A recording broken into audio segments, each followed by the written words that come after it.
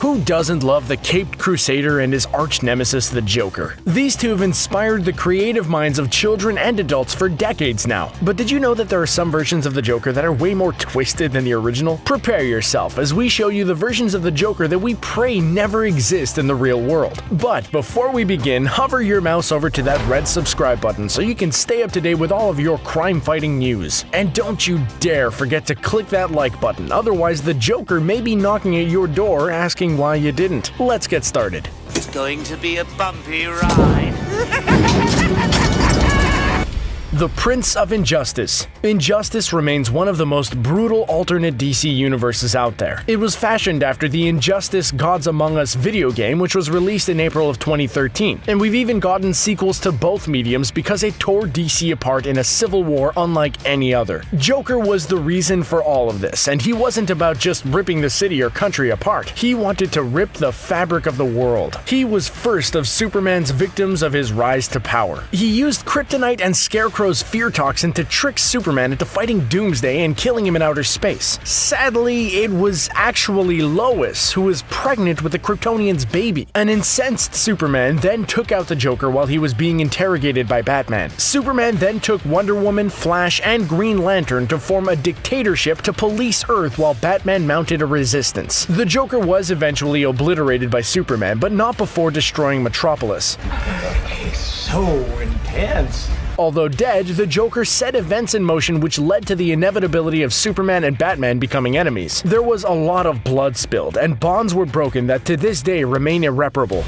Joker Beyond. Mark Hamill, who is most notable for his role as Luke in Star Wars, has a long history post-Star Wars in the voice entertainment industry. His characters have redefined and shaped how we see comic book characters formed on the big screen. He took what Jack Nicholson did for the Joker and redefined it for Batman the Animated Series. This cartoon remains one of the most popular in history, and along with Kevin Conroy as Batman, it set a standard that the comics and live-action movies strive for. In the Batman Beyond universe, Bruce passed the Batman mantle to Terry McGinnis, and just when you thought that the gang called the Jokers were the only remnants of Joker's chaos left in the world, the Joker shocked us all. All of you, a disgrace to the name Joker. In the Return of the Joker animated film, we saw Joker torture Robin into revealing the secrets of the Bat family. Tim was eventually able to break free. In doing so, he turned his sights on killing the Joker, and boy did he. And that was the last of the Joker, right? Wrong. The joke was on Bruce and Terry when the Joker returned decades later, revealed to be Tim with microchip technology that made him the clown's clone. It was a haunting experience, and one that they all barely survived.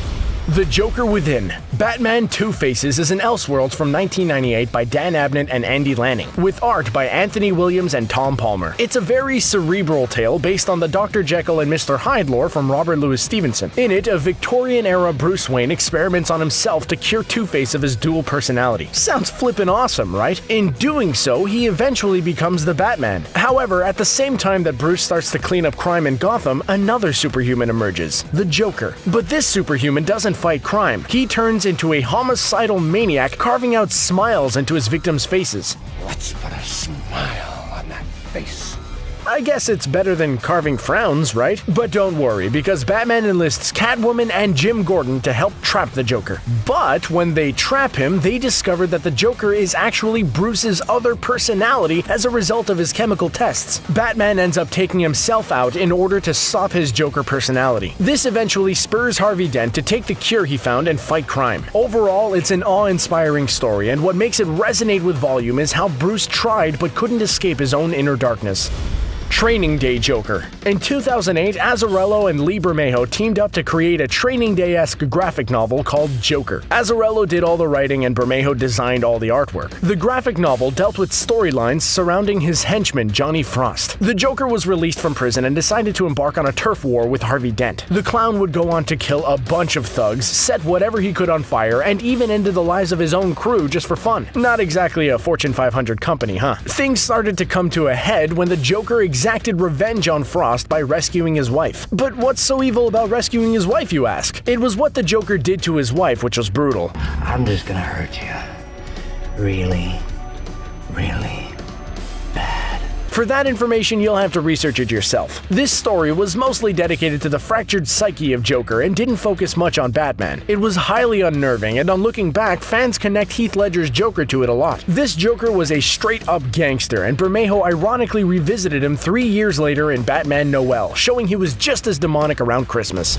The Lexy Joker. Superman's Speeding Bullets is a DC Comics Elseworlds story from 1993 which fused the mythos of Batman and Superman. It was written by J.M. DeMatteis and drawn by Eduardo Barreto. The story focused on the Waynes finding Kal-El and raising him as their son, Bruce. Everything was going great until fate struck and his parents were killed during a mugging. Bruce was able to survive unscathed, but he had to witness the entirety of it. Seeing his parents slain before his eyes turned Bruce into a hateful, superpowered Batman in search of vengeance. What are you?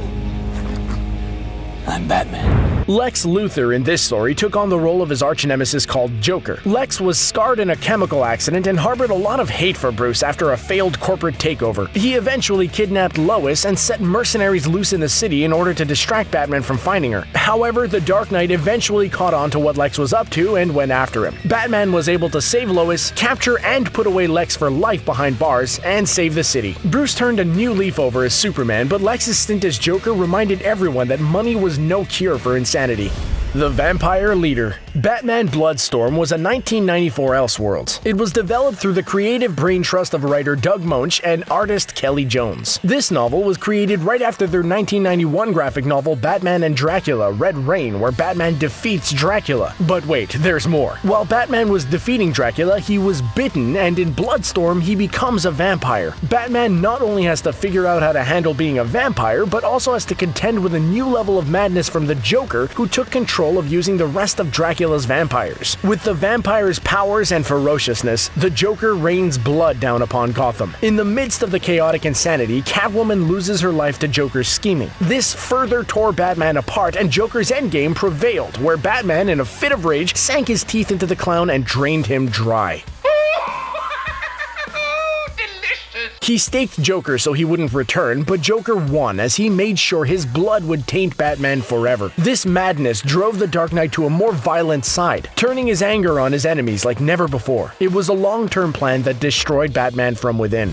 The Sinestroker. Batman in Darkest Night is a 1994 one-shot Elseworlds story written by Mike W. Barr and drawn by Jerry Bingham. This story version takes the Batman on a path no one saw coming. It revolved around Bruce becoming the Green Lantern instead of Hal Jordan. A bin sewer passed his ring down to him, and Bruce channeled his parents' death to fight crime. This would eventually lead to the deposing of Sinestro, who was abusing his power at the Guardian's behest. Sinestro eventually claimed a yellow fear-powered ring on Quard and returned with a vendetta against Bruce. He then absorbed the mind of Joe Chill. Wait, who's Joe Chill, you ask? He's the one who killed the Waynes. Chill went on to grow a split personality and turned into a Joker-esque maniac. Jeez, talk about adding fuel to the fire. Batman already has it out for the Joker. Now, add in that the Joker is the one who killed his parents? Escandalo. Their rivalry ran deep as Sinestro killed Jim Gordon in the process and converted Harvey Dent and Selina Kyle into his disciples. Things boiled over when the Guardians restrained Bruce for his brashness, allowing Sinestro to kill Alfred. This enraged Bruce even more, and he left Earth to hunt the Madman. The Dark Knight Returns Maniac. In 1986, Frank Miller, Klaus Janson, and Lynn Varley gave us a very disturbing clown prince of crime in The Dark Knight Returns. This Elseworlds focused on an older and cynical Bruce Wayne. The Gotham we all know, which is already dark, dreary, and beaten up, was even more beaten to the ground. Bruce became a loner and would face off against the Joker, who emerged from a catatonic state. With the Joker up and about raining chaos through Gotham, Bruce had to pull out of his depression and stop the Joker. But he wouldn't be able to stop the Joker before he killed an entire studio audience during an interview. It was all a big trap the Joker designed, and part of that plan was to also kidnap Selina Kyle. While being hostage, the Joker would abuse her and dress her up as Wonder Woman to taunt the Dark Knight, who is now officially out of retirement. When Batman faced him, it was a bloody brawl that resulted in Joker snapping his own spine to frame the hero. This was televised, and the government sent Superman after the Caped Crusader in a finale that would inspire Zack Snyder's Batman v Superman: Dawn of Justice. Heath Ledger's King of Crime.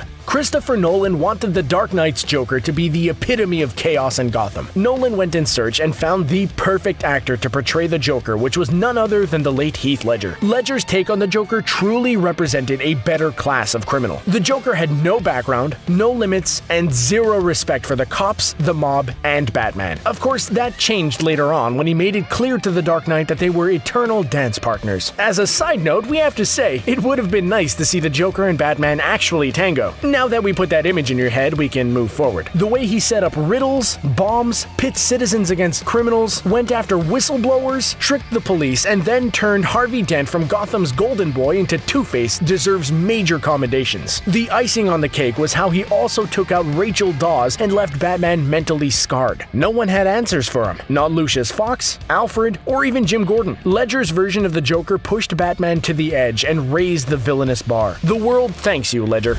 Alan Moore's Killing Joker. This version of Joker was so sadistic that writer Alan Moore even toyed with Batman going over the edge and killing him. With the help of artist Brian Bolland, Moore's 1988 infamous Batman saga The Killing Joke, the Joker took being a villain way too far. In the story, Joker went after Gordon's daughter, Barbara Gordon. The Joker ended up shooting her to try and crack Gordon. This left Barbara paralyzed for life. To take it to a whole other level, Alan Moore also insinuated other devious acts which occurred during the attack. Devious acts that we can't talk about here. All of this left her in a wheelchair to retire as Batgirl and pick up the Oracle mantle. He also kidnapped, drugged, and tortured her father to further aggravate Batman. In doing so, this would lead to a dark confrontation between him and the Joker. Moore went into his origins earlier as the Red Hood, who fell into a chemical vat to emerge as the Joker. But all sympathy we had for him and his familial troubles went out the window in the book's finale. It was open-ended and hinted that Batman either strangled him or snapped his neck. It's so